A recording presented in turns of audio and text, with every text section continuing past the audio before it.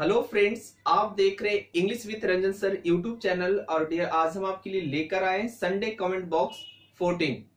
तो डियर, जैसा आप सभी को पता है, इस सीरीज में इस वीडियो में मैं आपको बताता हूं आप ही के कुछ क्वेश्चंस जो आप कमेंट के थ्रू पूछे होते हैं। तो डियर, चलिए शुरू करते हैं और देखते हैं। सबसे पहला क्वेश्चन पूछा गया मोहम्मद रियाज के द्वारा। इन्होंने पूछा है कि sir in the school preposition of place है या एडवर्ब ऑफ प्लेस, क्योंकि प्रेपोजिशन के बाद एडवर्ब नहीं आता है, आपने कहा था। तो डियर रियाज जी, जैसा आपने लिखा है कि इन द स्कूल, अगर हम बात करेंगे इन द स्कूल की, तो डियर सबसे पहले हमारा ये पूरा का पूरा नहीं होगा, ये हमारा है प्रेपोजिशन ऑफ प्लेस या प्लेस प्रेपोजिशन, इसको हम कहते हैं इनको। ये पूरा को नहीं कहते, इसमें तो आपने फ्रेज बना दिया। और जैसा आप सभी को पता है, हम यहां से थोड़ा एलोबरेट करने की कोशिश करें। ये है हमारा आर्टिकल या जिसे हम डिटरमाइनर भी बोलते हैं, और डिटरमाइनर के बाद आता है नॉन। डिटरमाइनर के बाद कभी आप एडजेक्टिव या एडवर्ब नहीं लिख सकते हैं। तो डियर, जो भी चीजें होंगी ये इसके साथ होती है कि यह adverb of preposition of place है। वो अगर हम बात करें स्कूल की, तो नॉन के जैसा भी यूज करते हैं और लोग एडवर्ब ऑफ प्लेस के जैसा भी उसको यूज करते हैं। तो कंफ्यूजन इसमें आप मत कीजिए, आप हमारा यहां पे लीजिएगा और ये है आपका प्रेपोजिशन ऑफ प्लेस। तो प्रेपोजिशन ऑफ प्लेस, तो ये इनके साथ होता है, पूरे के साथ आप नहीं कर सकते हैं। आई होप रियाज जी आपको ये समझ में आ गया होगा कि जो भी कहानी बनती हो प्रेपोजिशन के साथ बनती, स्कूल के साथ नहीं बनेगी, और स्कूल यहाँ पे नॉन है। चलते दूसरे क्वेश्चन की तरफ। दूसरा क्वेश्चन है, सर मैं हूं कि इंग्लिश इट इज आई क्यों? ये पूछा गया अफसाना खान। इट इज आई क्यों? डियर, ये मैं पिछले वीडियो में भी बताया था इस चीज को कि इट इज आई क्यों होता है। जैसा हम लिखते हैं कि इट इज के बाद जो आने वाला होता है, ये होता है सब्जेक्टिव कंप्लीमेंट। सब्जेक्टिव कंप्लीमेंट मतलब हुआ कि यहाँ पे जो भी चीजें आएंगी वो सब्जेक्टिव फॉर्म में होंगी, ऑब्जेक्टिव फॉर्म में नहीं होंगी। दैट इज वाई यहाँ पे ये सब्जेक्टिव कंप्लीमेंट होगा, और इसीलिए आई होगा, मी का यूज हम नहीं कर सकते।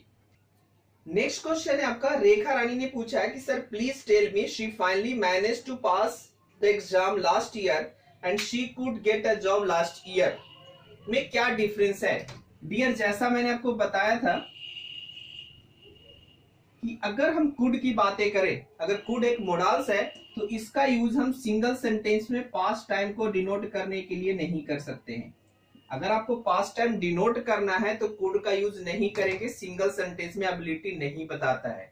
लेकिन हमने बताया था कि आप मैनेज टू का यूज कर सकते हैं, मैनेज टू का यूज कर सकते हैं। लेकिन एक और कंडीशन बनता है कि अगर कुड और इसको इक्वल करना हो, दोनों को इक्वल करना हो, तो या तो इसके साथ एक पास्ट सेंटेंस लिख दे या कोई पास्ट का टाइम लगा दे। या तो सेंटेंस लिख सकते हैं या पास्ट का कोई टाइम लगा सकते हैं, फिर वो मीनिंग सेम होगा। लाइक मैं बोलूं कि I could do this work yesterday, मैं यह कल काम कर सका, it means I manage to do the work yesterday. हम लोग ऐसे यूज कर सकते हैं। तो जब मैनेज टू और कुड अगर हम उस तरीके से लिखे कि पास्ट टेंस देना हो, तो या तो आप कोई सेंटेंस लिख दें उसके साथ या कोई टाइम लिख दें। तो रेखा जी, यहाँ पे आप दोनों सेंटेंस यूज कर सकते हैं, क्योंकि यहाँ पे हमने टाइम लगा दिया, पास्ट का कोई टाइम लगा दिया है। फिर भी अगर आई होप ये चीजें समझ में आ गई होगी। अगर फिर से अगर कुछ दिक्कत हो तो आप कमेंट जरूर कीजिएगा, मैं नेक्स्ट वीडियो में जरूर इसको फिर से सॉल्व करने की कोशिश करूंगा। नेक्स्ट है सुनील भालोटिया। इन्होंने पूछा है कि sir he is smarter enough to get selected for this prestigious post. पहले मैं इनका क्वेश्चन लिख दूं। ही, डियर, सबसे पहला इन्होंने गलत पूछा है, तो मैं यहीं पे गलत बता दूं कि यह स्मार्ट इनफ होगा। यहां पे स्मार्टर आप यूज नहीं कर सकते, एक्चुअली इज भी मिसिंग था तो शायद आपसे मिस हो गया होगा। लेकिन यहाँ पे स्मार्टर ना होकर के क्या होगा, he is smart enough to get selected for this prestigious post. तो आई होप चीजें समझ में आएगी कि यहाँ पे स्मार्टर ना होकर के हम यहाँ पे स्मार्टर का यूज नहीं कर सकते। इनफ के पहले हम पॉजिटिव डिग्री का यूज करते हैं, like I am rich enough to buy this car, इस तरीके से यूज हम करते हैं। तो यहाँ पे स्मार्टर ना होकर के स्मार्ट होगा। नेक्स्ट है, sir please translated I laughed at him, पवन निवेश। डियर, मैंने बताया था आई लाफ एट हिम, अब इसकी अगर हिंदी करने की बात आई तो हिंदी आप आसानी से इसका कर सकते हैं कि मैं उस पर हंसता हूं। तो आई होप अब समझ में आ गया होगा। लाफ्ट यहाँ पे लिखा हुआ है, तो मैं उस पर हंसा, कोई दिक्कत नहीं है, आप इतना ही कर सकते हैं। तो देखेंगे डियर कि लाफ दो तरीके से यूज होता है, एक ट्रांजिटिव वर्ब और दूसरा इंट्रांजिटिव वर्ब। जब हम इंट्रांजिटिव वर्ब तब करते हैं जब लाफ अकेला आता है।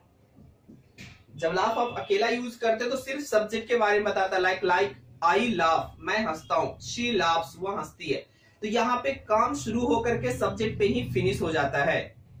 लेकिन जब आप लाफ के साथ एट लगा देते हैं, जैसे ही लाफ के साथ एट लगाते हैं, ये ट्रांजिटिव वर्ब बन जाता है। तो इंग्लिश में बहुत सारे ऐसे वर्ब्स मिलेंगे जो अपने आप में तो इंट्रांजिटिव है, लेकिन प्रेपोजिशन लगने के बाद वो ट्रांजिटिव बन जाता है। तो यहाँ पे होगा मैं उस पर हंसा।